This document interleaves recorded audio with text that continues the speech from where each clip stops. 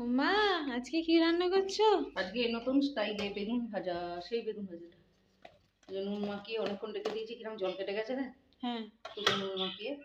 আর এখানে বেসন, চাল গুঁড়ি, যতটা বেসন তো চাল গুঁড়ি, চিনি, নুন দিয়ে নিয়েছি। লঙ্কা গুঁড়ো, আমরা তো লঙ্কা গুঁড়ো খাই না, কিছু কিছু করে কেটে নিয়েছি। আর একটু হলুদ দিয়েছি, দিয়ে মাখিয়ে নেবো। হ্যাঁ, এতে চাট মশলাটা দিলেও খুব ভালো হয়, আমরা তো বাইরের মশলাটা খুব কমই খাই। এগুলো মাখিয়ে নিয়ে এতে দেবো, দিয়ে তেলে ভাজবো। অল্প তেলে ভাজা হয়, খুব ভালো ভাজি। ঢাকা দিয়ে তেলটা খুব ভালো কম লাগে, ভাজাটাও ভালো হয়। এই একটা শুকনো লঙ্কা, এটাও মেখে নেবো। আর জিরে ভাজা অল্প একটু করেছি।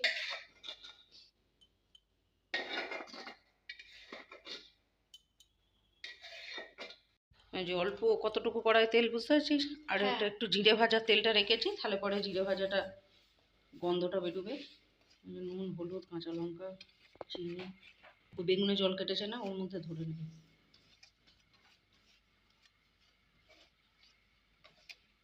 যে ভালো করে মাখিয়ে নিলাম, কাঁচা লঙ্কাটা যেহেতু এই লঙ্কাটাই কেটে দেওয়া হয়েছে। এই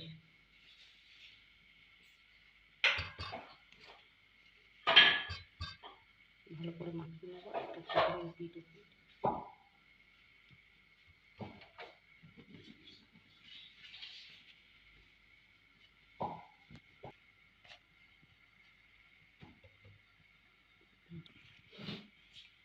সব কটা তো মাখানো হয়ে গেছে। সব মাখানো হয়ে গেছে।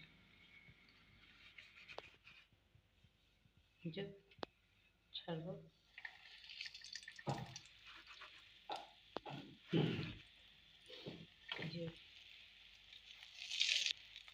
চিনিটা আছে না, ওটা থেকেও জল কাটবে। সব কটা দেওয়া হয়ে গেছে।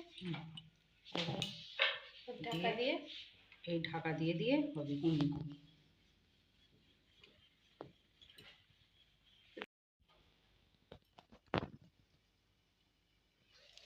এই দেখ কেমন হয়েছে, দেখতে খুব সুন্দর হয়েছে। এগুলো একটু কড়মড়ে হয়, চাল গুঁড়িটা থাকে তো, একটু মচমচেও হয়, সেদ্ধও ভালো হয়। এটা তেল লাগেই না, মানে 4-5 কলা তেলেতেই গোটা এই এত বড় বেগুনটা এত পিস ভালোভাবে ভাজা হয়ে গেল। খুব কম তেলে। না, 4-5 কলা হয়তো, কি 5-6 কলা তেল লাগবে, 5 কলা। গরম ভাতে এইটা ডালের সঙ্গে ভীষণ ভালো লাগে, আলু ভাতে ঘিয়ের সঙ্গে তো দারুণ লাগে।